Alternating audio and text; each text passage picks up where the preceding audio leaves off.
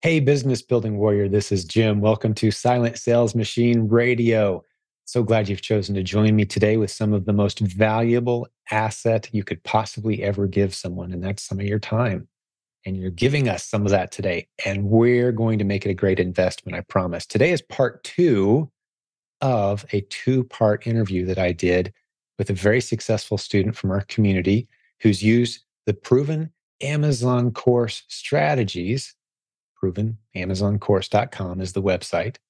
He's used those strategies, the Replens strategy specifically, to build a beautiful business very quickly. As you heard in part one, or maybe you didn't hear it yet, he very quickly built his business to the point where he sold $300,000 in a single month worth of Replens. That's 200 different profitable products within just a few short months. The $300,000 month happened in March of 2023. And as we head into April of 2023, his business is even bigger and even better. It's an exciting story. He's got a small team working out of a small two-car garage, and they're selling a lot of product. He's found about 200 profitable products.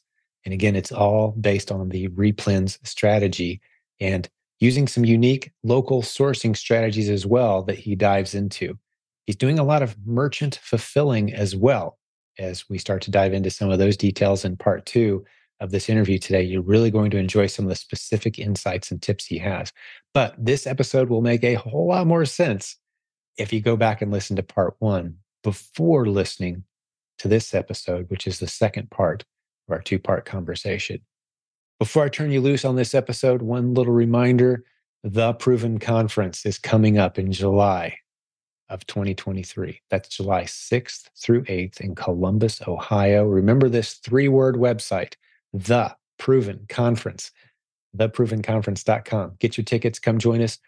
If you'd like to come at no charge because money's tight, you face some financial challenges, we'd love to help you out. We have some very generous sponsors this year who have really stepped up, and they've committed a lot of funds to help us pay for the event and allow us to make admission completely free for those who feel challenged by the price. This is a very discreet program. You won't be called out or recognized or asked to stand up and wave your hand at the crowd. Nothing like that. As far as everyone there knows, you paid in full to attend. But we want you there as our guest if you're facing some challenges. We'd love to bless you.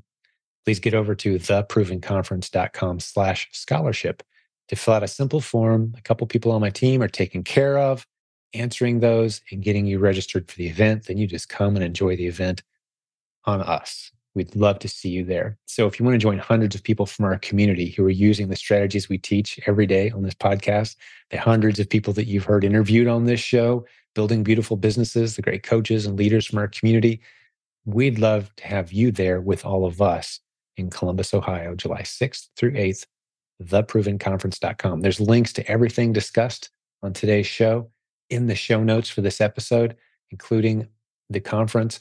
So jump over to silentjimdotcom, find this episode, and you'll see links to everything located in the show notes where you're listening on YouTube. It's right there below the video, or just go to silentjim.com and hear all the episodes. Maybe a few episodes that you've missed. Not if you're watching, on YouTube right now, you should know that some of our episodes are audio only, and you can only find them on iTunes or at silentjim.com. So get over there and subscribe to our show.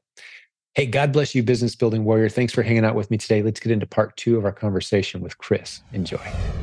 I do want to hear more about the kind of products that you're buying. Are you mainly in grocery or? So a lot of our stuff is grocery and consumable products. So the reason why I went over there is because doing the electronics, we had a lot of returns and a lot of refunds. Yeah, you get a lot of complaints, and you get people, even in electronics, that's one of the categories I tend to tell people to kind of drift away from on Amazon specifically, because you get into the people who with warranty issues, like, I didn't get my warranty card. And now who owes the warranty card to this guy? Was that a legitimate purchase or not? So you get a lot of really vicious IP complaints and things with especially higher end electronics. Tend to stay away from that. There's not a lot of categories I tell people to stay away from with Replens. But electronics, monitors especially, like, oh, that's a nightmare. My monitor was cracked. It didn't work, whatever. So many returns. And the only other category that gets a lot of returns, although you can still make a ton of money, is shoes and clothes. You'll get a lot of returns with that as well. Every other category is wide open from my vantage point. like the grocery stuff, and then we were selling like closely related grocery stuff. So, like if you think about it, like a Keurig coffee maker, like I had mentioned, that Right. we had sourced on Walmart. Well, we had sourced that, sold that really well. I was like, okay, well, what about these K cups, the actual consumable that you put in the Hmm. coffee maker? Those sell like hotcakes. Yep. They do. So that's one of those items that I'm always on the lookout for. If Sam's Club or Walmart or Costco, they have a big sale. There was a sale on them not too long ago, over one of the holidays here that had recently just happened, and I ended up buying like 100 of these things, 100 of these packages of these Hmm. K cups, because literally, again, went in store, saw the deal, listed it, and sold five of Right. them by the time I had left the store. Let me make an observation here, and you probably realize this. Maybe you do, maybe you don't. I think you do. National sales happen everywhere. Like Mm-hmm. if when Costco has a sale, now it may not be true 100% across the board, but like Kroger's and these chains, Target, when they put stuff on sale, they tend to do it like at least regionally across dozens Yeah. or hundreds of stores, Mm-hmm. right? So what'll happen quite often is sellers who rely on sales will have a very similar experience. They'll go in like, wow, this jar of peanut butter that normally sells for $5, it's $2. And it's selling on Amazon as a 2-pack for say, 18. I'm gonna clean up. They grab them all, they go home, they prep them, they put them in the boxes, they send them in, they wait 6 weeks for Amazon Yep. to check them in. And suddenly that $18 price that they were selling for when the sale started is now $8 because some buy list somewhere put that product that was on sale at a local regional store, that everyone had access to as a great be on the lookout. So Mm-hmm. everybody jumps in. But here's Chris over here, smarter than the average bear, saying, okay, if I can get this stuff for sale right now, the day it goes on sale, and ship it out tomorrow to customers who want it at $18, then I can hit this before the FBA sellers Yep. box it and prep it and ship it in. And now it's going to have a very short shelf life as far as an opportunity for you. For You- sure. The opportunity is over 6 weeks from now because now everybody's got it for sale, panicking, trying to get rid of these $2 Mm-hmm. jars of peanut butter that they bought in bulk. But what I wanted to illustrate here is that's not a true replen from my No. vantage point, but it is a massive opportunity for those who are prepared to do some merchant fulfill, which is why I'm a huge fan of merchant fulfill. So, what thoughts come to mind as I shared that story? Those are all things you already knew, I'm assuming. Oh, yes, absolutely. So to actually further illustrate your point on that, you'll love this. That was like a 2-day sale. I actually caught it on the last 2 days of the sale. I had placed quite a few orders, got them in and everything, sold through quite a bit of it. And then very quickly, Amazon hopped back on the listing, annihilated the price that we were able to sell them at. And then I was like, okay, just calm down. I have my proof of concept. I was like, this stuff flies. It'll go through and everything. I might have to hold on to it for a sec because I probably bought a little bit too much. Finally, fast forward here, 2 weeks, it's now selling again. Now that Amazon's off the listing, and it's selling for actually higher than we had sold it for originally. So many good lessons here. So many good lessons. If it's selling fast, your risks are so low. If you see a good deal, snag it, merchant fulfill it, take the money and run. Man, you can just sell so much so fast on those listings. And if you see Amazon kind of coming and going, huge opportunities there. What you don't want to do is the same thing that 1,000 other people are doing, getting out their phone with the Amazon Seller Central app, scanning something that's on sale, seeing, oh, wow, I could make $3 a unit, clear the shelf because it's on sale at every other store in the country. Suddenly, that price 6 weeks from now, once it's all checked in, you're going to panic and you're like, everything I buy, the price tanks. Well, it's because you're doing everything exactly the same way everyone else is. All you got to do is change the pattern a little bit, and the opportunities are huge. List it, merchant fulfill. Put a few things in envelopes and ship it out today, tomorrow, next day, as this stuff just flies off the shelf at a great price for you before those sales. That's a whole business model. That's just hitting sales, which I know a good number of people do that. They'll just work the rotation. There was a gentleman in our community, haven't checked in with him in a while, but he had a multi-million-dollar business. just going to Target and working the sales schedule. That's it. Everyone's like, oh, there's nothing, there's no good replens, there's no good opportunities at Target. Yeah, there absolutely are.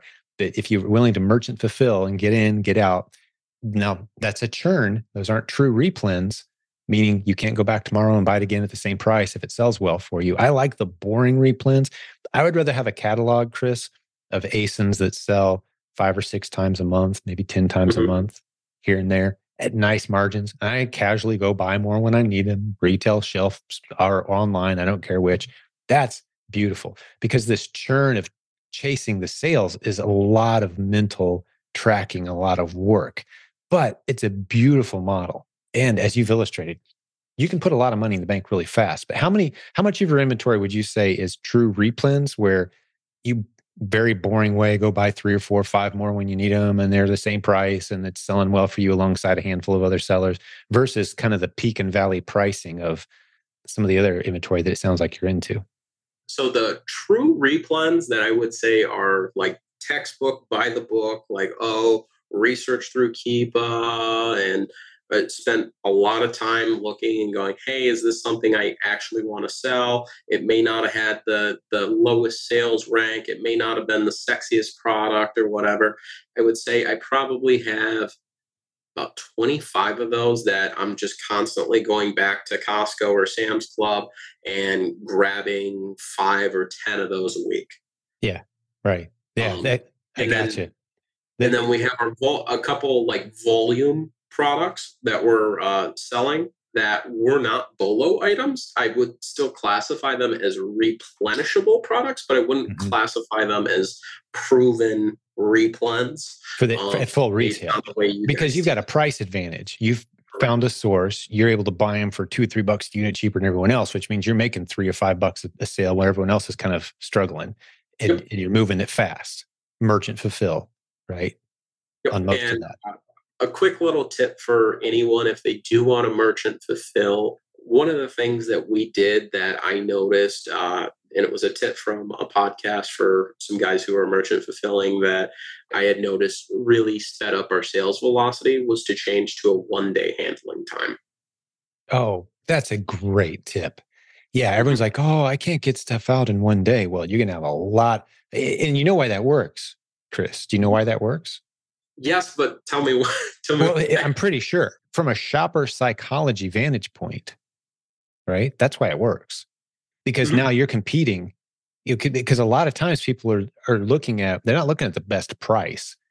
Like I know when my wife uses Amazon, the lowest price is almost completely irrelevant. Yeah. If it's something she needs, especially, right?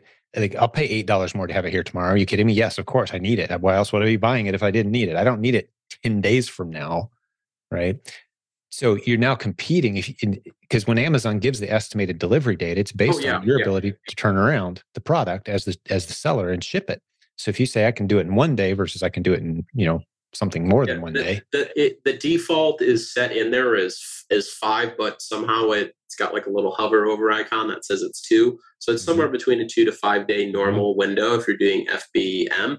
But if you go in there in the advanced settings, you can change it to a 1 day. And like I had said, on some of our products, there's not a lot of FBA.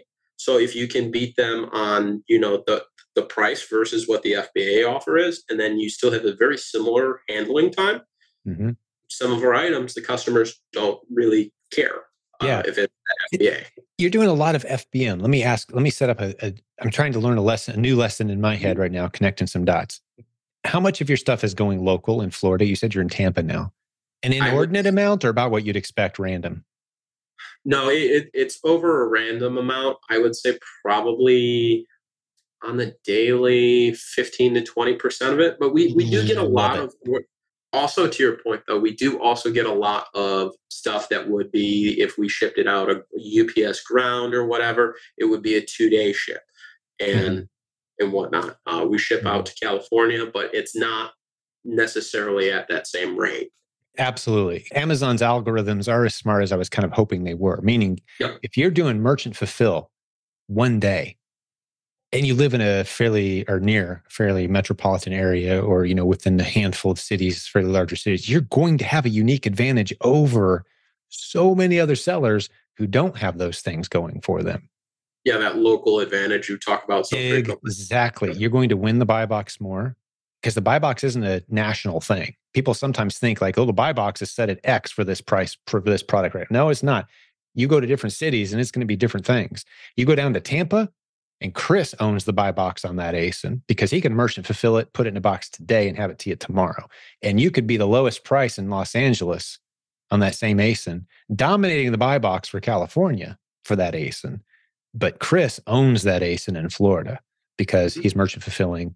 He can deliver it, very quickly, merchant. So the fact that you're seeing, an inordinate, if that's the right word, I think it is, inordinate amount, an unfair advantage almost with your Florida-based merchant fulfill operation, that tells me Amazon's algorithm is as smart as we all hope it is.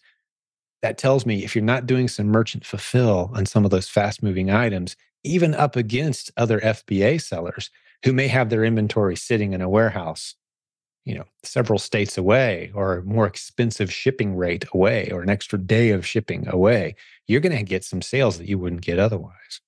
Those local regional advantages, it's a thing. If you live near big cities, you're crazy not to be doing some merchant fulfill on the fast-moving ASINs.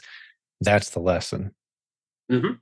And kind of back to what I was saying, my rule, if I'm sitting on inventory, even these consumables, more than 14 days, I will then send it over to FBA because the only reason it would not be moving in my case, if it's, more of a higher sales velocity product that I had done, but it's still sitting, or, my price is great and whatnot. The only reason it's not moving in my case is because there's so many prime offers that I'm trying to compete against as an FBM seller that I have to transition that inventory over to FBA. But I still try to give every product its fair shot at FBM. It sounds like you've stumbled on something pretty incredible. I mean, you're just 3 months in and you understand replens. You understand the moving parts of that, which is vital. You don't just wake up one day and like, oh, replens makes total sense in about 3 minutes. Like, no, it takes a little bit of work to understand what you're looking for and how to use Keepa, but you understand those basics. And to probably the greatest extent that I've heard in our community, you're leveraging merchant fulfill at its full capacity. Now, out of a 2-car garage, now this would be an intimidating story if you're saying, yeah, we got a 40,000 square foot warehouse, and because we've got 8 employees, and like people like that's a less impressive story. But out of your own 2-car garage, you got a hand. How big is your team? So the team is myself. Mom is helping me. My fiance she's not doing her nanny job. She'll in the evening, she'll come help us pack out the last of our orders. If we're still packaging it, 5:30 by the time she gets home and whatnot. Also, one of the neighbors had tracked us down. And it was funny because we were listening to the podcast, my mom and I, and we were like, oh man, we could really use some help. And then you had said that just kind of repeatedly over the day that we had listened to 3 or 4 podcasts. And quite literally the next day, the neighbor flags me down while I'm out, just outside of the garage packaging stuff behind my car and whatnot. And hey, need some help? They're like, do you need some help? My daughter needs a job and whatnot. And I was like, okay, cool. Yeah, just come over. It's not that difficult. Putting the stuff in the boxes. It's a little bit more, physical because some of the stuff that we sell is, 10 or 18 or 20 pounds heavy and whatnot. Sure. And lifting that kind of stuff a couple hundred times or 50 times. It's a workout. Yeah, it's a bit of a workout, especially in Tampa. It's hot. I mean, you guys get into the 90s down there, so you got to take some water breaks and such, but you're getting it done, man. That's awesome. And I love that step between. A lot of times people say, hey, when do I know if I'm big enough to use a warehouse or a prep center? I'm like, well, there's a step in between using your own house and going all the way to warehouse. Like you use some neighbors, you use the neighbor's garage, you use the sweet old lady across the street. She's a widower and she's got a 3-car garage that's empty. It used to be full. Now it's not. That's our headquarters now, right? Yep. Like there's all kinds of interesting arrangements you can get into that don't require you to sign a 5-year lease on a 10,000 square foot warehouse space somewhere. So we'd love to see those because now you're connecting with neighbors and it's a relational thing and it's all close, it's local. You can do that merchant fulfill. I pound that point all the time. I think you're now my new favorite illustration when people are like, no, I just want to do it all FBA. Like, well, let me tell you a story. Right? Within 3 months, these guys were at multiple six figures a month at great margins, used a few neighbors to help out when they had to. And I think, Chris, you guys, if you needed to, could move this out of your garage if you wanted to, if you needed to. It's getting to that point right now. I had just asked Catherine if I could pull out her car that needs to charge and everything because it's an electric vehicle. I asked her if I could pull it out and take over the other half of the garage. Right. And she was very supportive because she wants to keep everything here at the house and everything. And, I don't necessarily want to have to go over to a warehouse. Mom doesn't want to have to go over there. But it is getting to that point. We did have one complaint with our HOA neighbor who decided to make it his business to file a complaint. It's always the retired guy walking a dog about this big, right? That's got the issues, right?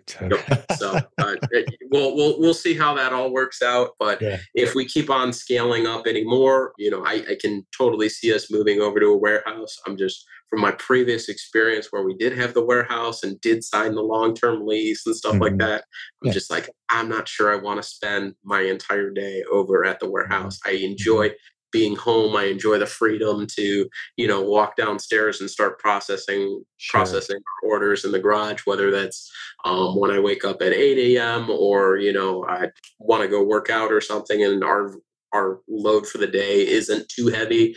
I can start at 10 or 11. I'm not sitting there waiting over at the warehouse for my employees to come because they're scheduled to work at 9 or what have you. Sure. Yeah. The flexibility is the dream, is being completely flexible, disciplined. And you talked about that early on. And we don't really have the time left in this episode to go into it, but I respect, especially a younger guy like you, who recognizes discipline is a huge element. And the way you do anything is the way you do everything. Right? I love that saying. And it just holds so true. So the way you're disciplined in your morning and your routine and your physical and your relationships, it's going to reflect in your business.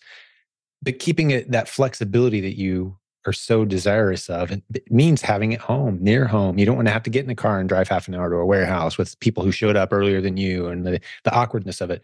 But there's other solutions between where you are and that, such as someone else has a warehouse. You use it, you leverage some of their space, you co-lease on a 6-month and just check it out. Don't commit huge. And the other thing I would say is as you're building this team out and you're kind of thinking, do we want to get some space? If you get space, one of the benefits of having been on this podcast, for example, is you're going to have some people reach out to you and want to pick your brain and talk to you. And feel free to send them back to us, by the way. And if you're watching this episode, let me just remind you that our guests do get a lot of email. So if Chris ignores you, don't take it personal. They do get a lot of messages. We've got the tools and resources to help you. That's what we do all day, every day here. But you might have the opportunity to launch a prep center of your own, doing merchant fulfill because you're good at it. There's a shortage. We've got a prep center network. That's actually the website, prepcenternetwork.com. It's a free resource. All the known prep centers in the United States and around the world, actually, we've listed several, but not many of them do merchant fulfill.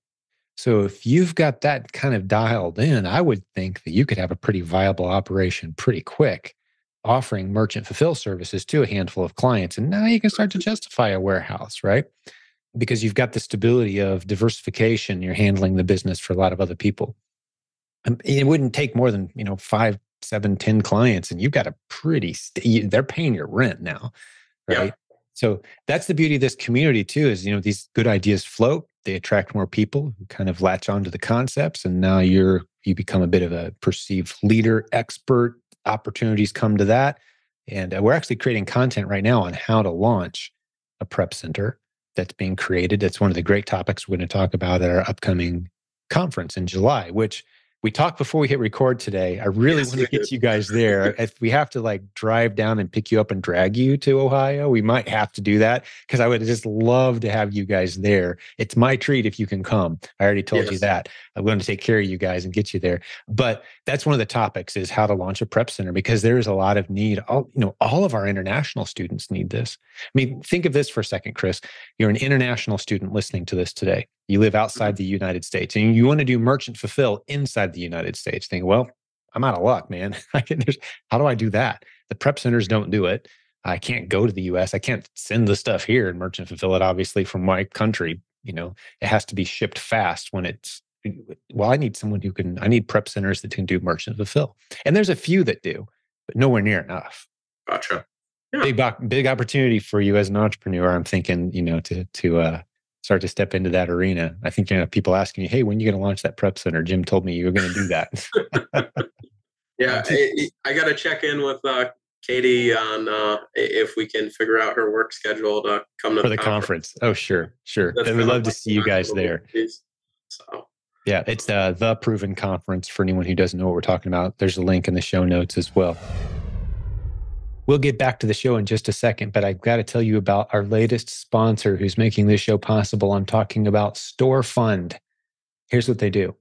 If you're an Amazon seller who's getting some momentum, but the money coming back to you from Amazon is coming in a little slow, well, you can get your hands on the money Amazon owes you today using StoreFund. Go check them out, silentjimdotcom/SF, as in StoreFund. Let's say you have a big $1,000 sales day. You're thinking to yourself, man, it'd be nice to get my hands on that money right now today. Well, for a small fee, about 2%, $20, you get the money Amazon owes you quickly. You can put it back to work right now instead of waiting for Amazon to pay you, in some cases, several weeks later. That's StoreFund, silentjim.com/SF, as in StoreFund. Hey, let's get back to the program. I got to check in with Katie on if we can figure out her work schedule to come to for the conference. Oh, sure. We'd love to see you guys there. So. Yeah, it's the Proven Conference for anyone who doesn't know what we're talking about. There's a link in the show notes as well. Well, hey, what else? This has been a longer episode. I don't want to keep you longer than you had planned. I think we've already done that today, but so valuable. But if there are any questions you have for me or any insights or tips for the community, anything else on your list that you wanted to be sure to hit today, I don't want to cut you off prematurely because you're a gold mine of good info, man. Yeah. So I kind of talked over one of my points that I wanted to share with everyone, but I'll go over it again. Like I had said, if you are interested in doing the FBM process, do the one-day handling times and try to move as much, volume on those products as you possibly can. Like I had said, though, some ASINs just will not move FBM because you have a lot of competing FBA sellers, or depending upon where you are, you may not have that local advantage. So like I had said, try to sell all my inventory that we have in like 1 to 2 weeks. And if I'm holding longer than like 15 to 30 days, it's for sure going FBA, and Amazon can deal with it. And as soon as it hits FBA and they actually do finally check it in, it usually sells out. And when they do finally check it in, I love that. Yep. Yeah, that's so true. And then you can do this whole, typical replens strategy. If, you hit 30 days, this is what I typically recommend. Wait 30 days at a price you like. And if it doesn't start moving, then you just slowly drop the price and decide if it's a replen or not based on how it performs as you drop the price. If there's no margin left and you just basically getting your money back, I'm not going to go buy more of that and FBA it anymore. I'm moving on. That ASIN is off the list now. But if it does happen to flip, you've got a new winning replen that you just simply FBA. And for those who don't know, I'm sure you figured it out this by now, Chris. You can have on the same ASIN, you can be an FBA seller and an FBM seller at 2 different price points. Yeah, there's a couple of products that we do that on that, we'll sell 1 or 2 FBM, and then, I will do a little bit of a larger shipment over to, more than 1 to 2 over to Amazon, and those units will move that way. But, I still don't like taking that option off the table. Just that way, if somebody does need to get it out immediately today, awesome. Yeah. Another tip that I was going to offer for those doing retail arbitrage would be if you do not like going to the store. You had said previously on some of the podcasts, you can hire, a friend or a neighbor or someone who would want to go out and, go shop for you. For sure. Well, you can also use Instacart, like Walmart delivery. Sam's Club also has their own delivery. So like kind of how I have it broken down on our numbers and everything. Sam's Club for like Plus members, when we shop there, it's $8 for delivery. So I've got already priced in on my items. Can I at least 16 items to make this delivery trip worthwhile to save my time over there. And it breaks down to 50 cents an item delivered. And I'm like, wow, okay. How Why? much of that have you done? So I've recently started getting more into doing that. So yesterday I had at BJ's, I had half of a pallet of stuff delivered yesterday. Wow. Did they put it on a Delivered by a shopper in their SUV, and I was like, they put it okay, on a this is great. pallet? Surely not. No, they didn't bring it on a pallet. Just when I put it in the garage, it had That's how much it took up. yeah, it Yeah. stacked up about half. Because I'm thinking, you see you see a driver, they do a really good job. They take you seriously when you say no substitute products, please. Because as a seller, we don't want substitute products showing up, man, to flip for our inventory. Maybe just hire them. Hey, what are you making an hour? I've had conversations like that in stores. I'll see these people like, what are you pulling down per hour? Do you like to work, more set hours and have the potential to maybe get a commission? And just, you find a good shopper that you resonate with, just put them on the team, man. As a 1099 worker, you don't, a contract worker, you don't necessarily want to hire them. They have complete flexibility, can work when they want to, but here's the stuff we need, and go find as much of it as you want. And that's kind of the arrangement we have. We've got a spreadsheet that at any given time, any of us on the team can pull up this shared Google Doc sheet. It shows what we need of how many things and which stores we've seen it at. So if you're out shopping anywhere for yourself, whatever, you just pull up the spreadsheet and like, oh, we need 8 of this. Oh, they've got 3 of these back in stock finally. Pull them off the shelf, right? So we've got this shared sheet and you can plug in under your name. We've got it pretty dialed in.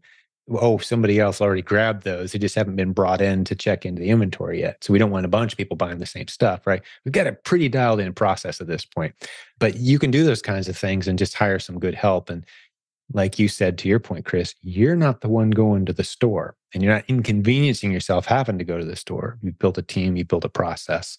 And maybe you're just using Walmart. I think Walmart has, last time I looked, we used it a few times, unlimited free delivery if you pay X dollars per month. Walmart Plus or something like that. Yeah, Walmart Plus gives you unlimited free delivery. Instacart Plus is kind of like the same thing. Target through Shipt is some similar. I just wanted to give people another option if they did have replens that they were sourcing.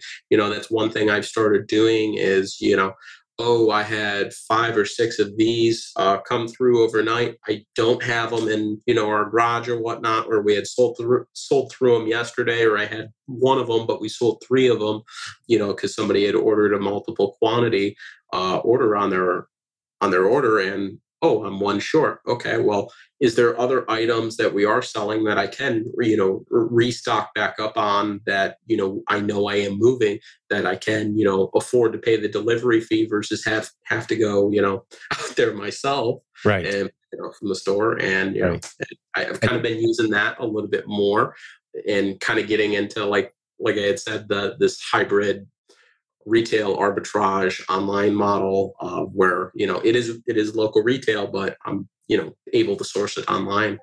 Once you find a winner and it's a consistent winner, no reason not to go try to find it at a better price. That's cool.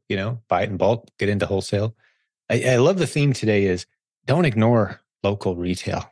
If people have kind of romanticized the idea of being able to completely avoid all local retail stores, and there's many people who have, good for you. But, I had lunch just a few weeks ago with one of our students, multiple 6 figures a month, built a beautiful business. Half of it's local retail, shoppers hitting the store shelves, half of it's online.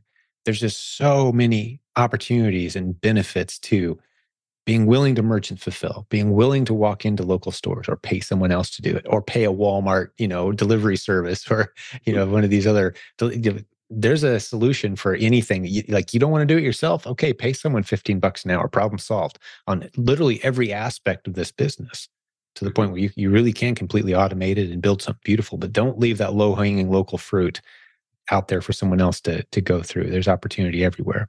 Well done, man. What are the tips you have? Any strategies or anything else you want to get into before we start to wrap this one up? The last thing I wanted to just leave everyone with was this was said to me when I was trying to just kind of figure things out in August 2022 here, was figure out how you can build a moat around the products or the items that you're sourcing. And more or less a competitive advantage that maybe not only you can deliver, but a competitive advantage that sets you apart from the mass majority of the other Yes. sellers. So like Yes. in my case here, FBM with a 1 day handling time, I can compete against quite a few sellers who may be offering prime. I'm not going to get the buy box versus a prime offer if it's near about the same price. But if I also, I've been able to, in building my moat, I can sit there and get a gift card at a certain percentage off, or I can, buy that gift card as well with a credit card that I've got 2% cash back on, or whatever. Just stack these little discounts and things up that allow you to build and price yourself competitively, whether or not you're doing the FBM or FBA process for your replens. So, like, one of the reasons I love going to BJ's, I have a 5% cashback credit card with them. So I'm just getting 5% right off the top of everything that we're doing with Yeah. them. That's hard to compete with when you have somebody ordering, from Walmart or whatnot. The price is maybe a little bit more for the same item, or from Sam's, the price is exactly the same, but I've already got that 5% off. Plus, I'm sales tax exempt with our LLC. So, Fantastic tips. Yeah, stack those discounts, build a moat. I love that. And you'll always be building a moat. As a business owner, you will always be building a moat around what it is you're doing, trying to find unique creative advantages that separate out your ability to deliver value to the end buyers over what other people are able to do. That's what business is. It's delivering maximum value to your customer for the minimum cost and expense to yourself. Well, if other people figure out exactly what you're doing, well, it becomes a bit of a challenge. But thankfully, on Amazon, any given day, hundreds of thousands of new ASINs become beautiful replens. And they may stay that way for weeks or months, or even in some cases years, or it may be a one-time get in, make your opportunity, get out, but you're not going super deep into any of those ASINs. And that allows you to build a very stable model while playing in a very friendly fashion in a large group of a bunch of other people doing the exact same business model. But you've got local advantages, you've got regional advantages, you've got relational advantages, you've got your ability to, merchant fulfill versus some people who refuse to do so. Or for us, for example, we've got our hazmat, which it sounds like you guys, do you guys have your hazmat yet? No, I do not, but right. Most sellers that don't. is a great advantage. Yeah. And suddenly, you're, like you said, you've kind of built a moat. Probably, I don't know what the percentage is. I'm going to guess 10% of all Amazon sellers have hazmat, so now suddenly there's a whole category of stuff that I can merchant fulfill hazmat. Suddenly I'm in even a smaller, more elite group of people who are willing to do those types of things, right? So, I love the idea of building a moat, and you learn the basics, learn the strategies, but then take advantage of those unique advantages that you have that only you can access, or only a handful of people like you can access. Well done, man. You've got quite a story, and I can't wait to see where you are just a few years from now. Your trajectory is phenomenal, dude. Beautiful. I just wish I would have started this stuff, or just doing Amazon back in 2014 when I had started doing this, but also at the same Really? time. Well, we were, to give you some idea, we were looking at buying the, I think it was like the training way back when they had first started selling that and all that, and just didn't pull the plug. We were too busy doing our print on demand stuff. Well, not to knock anyone, there's a lot of great stuff out there. I'll never say anything negative on this show about anyone, but had you started off with private label, which is what that particular course was about, it still is to my knowledge.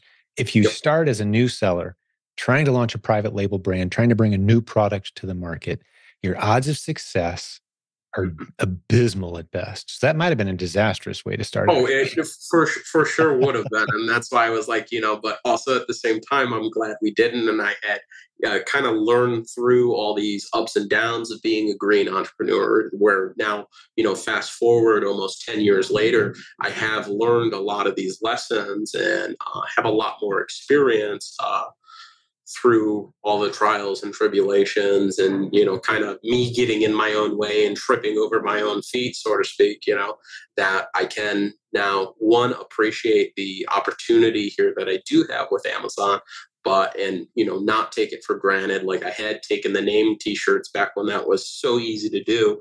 I would spend 5 or 6 hours doing it instead of 12 hours, which I should have done, and that was always a big regret of mine. Where now I'm a little bit older, I've experienced some of those lessons and things where, hey, now is the time. That may not always be like this. Something could change in the market today or tomorrow or 3 months from now, that my FBM advantage might go away. Amazon might change a policy. It's something. There's always these variables in business that I've come to learn. You never see coming, and you do always have to kind of pivot and or adjust. And that's been one thing I've been really good at. But it does take some time, and it kind of takes you a little bit off guard when they do happen. And sometimes it takes you a minute to get back up on your feet when it does happen. Yeah. And that's why I consider and always have called this a multiple income streams community. So you want to be bolting down processes that are proven to work, putting good people in charge, automating them to the greatest extent possible, and then seeking other opportunities based on the momentum of what I've just done here. What else could I be doing that complements and benefits from what's been built already? And so often in this community, what I've seen, the track I've seen play out is, like you, for example, we've already talked, the prep center. Now you've got a good handful of clients. You're qualified to help other businesses build a presence on Amazon. You're qualified to go in and educate them and get paid to do so. Create some content in our community. Maybe we start talking about a merchant fulfill, everything you need to know to do it at scale. Like we don't have that content right now. Merchant fulfill at scale. That's some underserved territory in our community. You could create a course, create content. We pay you well to do it. You're a perceived leader in the community, in the Amazon seller space now, which leads to more opportunities, right? So you kind of leverage off the successes that you're having. You share what you know, what you've learned. You get paid to do it. There's 3 business models that I've identified in 20 years. And through Amazon, you can start to leverage all 3. We used to actually call our annual events the CES events based on those 3 models. Consult, teaching others what it is you know. E, expand, growing an audience of people who listen to you when you speak. Or S, sell things, sell physical products, sell, anything to anyone. But you got to learn how to sell something. So typically we start people with selling physical products, then you move into serving an audience, and then sometimes ultimately being a high paid consultant and expert. We've got people in our community, for example, who've helped dozens of businesses get established on Amazon with their products. And they're getting paid well to do so. They're consultants and they're getting a piece of those businesses. You're qualified to do that now. Free up your time, build a system, automate it, become a consultant.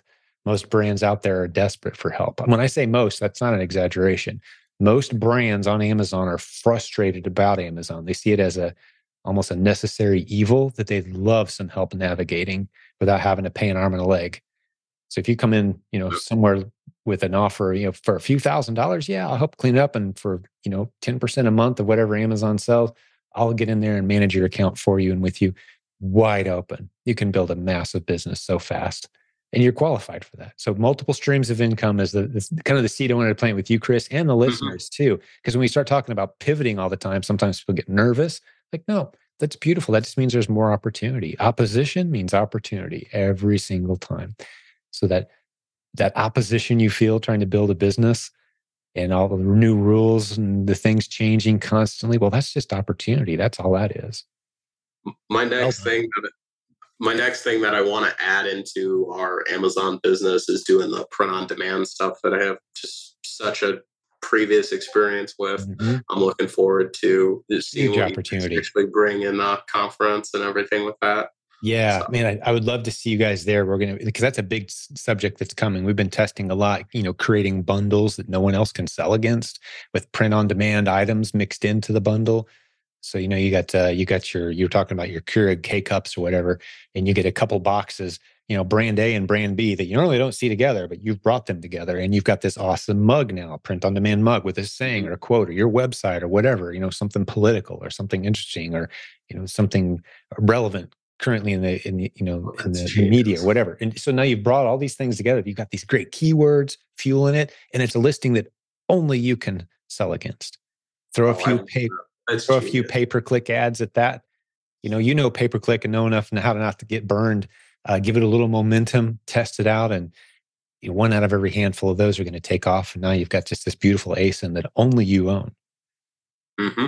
That is just so genius at taking your Replens products and bundling that with like a POD item. Well, we teach it, provenbrandbuilding.com. It's one of the modules inside the Proven Amazon course, Proven Brand Building. It's one of the strategies. It's kind of like a level 2 strategy. Once you understand the basics, get into branded bundles. We've got branded bundle students in our community doing hundreds of thousands of dollars a month of just a couple different bundles that they put together that are winners. I'm talking like the last number I heard from one of them was $750,000 in a month on a single branded bundle of stuff you could go source from anywhere, mixed in with a high value item. You can't just use a pin with your name on it. Yeah, right? That'll get shut down eventually. It'll work temporarily, but you want to, some higher value adds value to the customer experience. And I think, to play it completely safe, it needs to be perceived as, or actually the highest value item in the bundle. But if that's a unique item, then yeah, you can dominate that listing and do really well. Plenty of ways for you to diversify from here, man. Awesome. Well, looking forward to hopefully seeing you in July, my friend. Thank you for giving us so much time today. I really appreciate it. Yes, sir. Let me just talk to the listeners for just a moment. This has been a longer episode. I may have turned this one into a 2-parter at this point. We do that sometimes. So if you're just listening to the end of episode 2, I don't know, or maybe we left it as one episode. I'll have to decide that when I look at how much time we spent here. But thank you so much for joining Chris and I today. We had a blast. I know Chris and I did. We certainly learned a lot and challenged each other.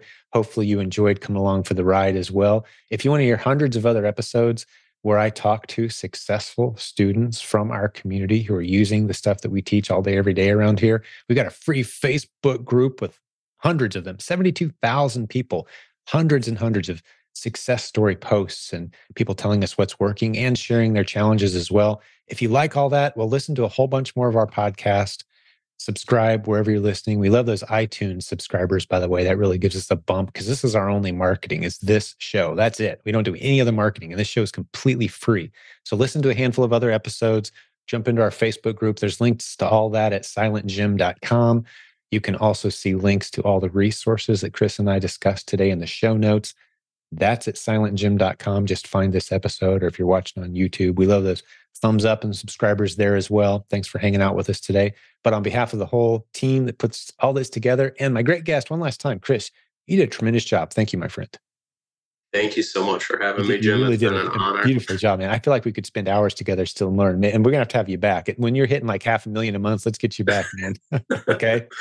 Might have a warehouse by then. We'll see. Maybe. We'll see, man. We'll probably be working with us on some project or something. But on behalf of Chris and all the people that put this stuff together, so many people on our team serving this community with excellence. God bless you, business building warrior. We'll do this again real soon. Hey, thanks for joining us today. One last shout out to the sponsor today that's doing some really cool things for sellers in the Amazon community. If you've had a big sales day recently and you're thinking to yourself, man, I would love to get the cash now instead of waiting on Amazon to pay me much later, well, that's where StoreFund can help. Go to silentjim.com/SF, as in StoreFund, silentjim.com/SF. So let's say you had a big $1,000 sales day. Wouldn't it be nice to pay a small 2% fee? So $1,000, 2%, $20. For $20, you can get all your money now that Amazon owes you. Pretty cool business model. They're helping a lot of sellers scale faster, keeping their money moving, keeping their inventory moving. That's silentjim.com/SF.